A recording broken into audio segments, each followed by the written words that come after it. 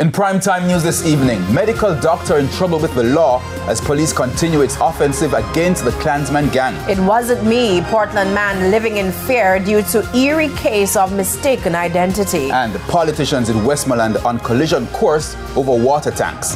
Good evening and welcome to Primetime News. Special welcome if you're watching on TVJ International, that's in the Cayman Islands, or online at onespotmedia.com. I'm Herman Green. And I'm Janella Precious with a preview of what's to come in business news. Here's Andrea Chisholm.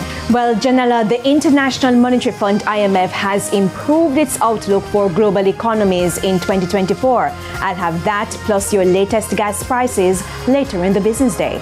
Thank you, Andrea. From Andrea, we go to Jermaine Brown with a preview of what's to come in sports. Jermaine? Well, thank you, Herman. The local governing body for track and field, the J3As, is being urged to consider a big money offer, sponsorship offer that's on their desk. We'll tell you more about that and lots more a bit later on.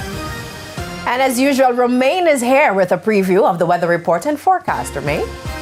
Thanks, Janella. We have some drying in the forecast over the next couple of days, but some showers are again forecast this Sunday.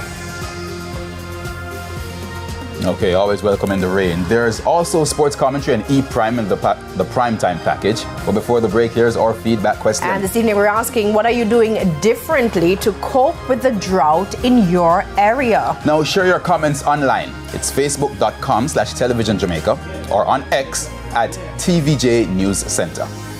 Please stay with us. Primetime News returns after this break.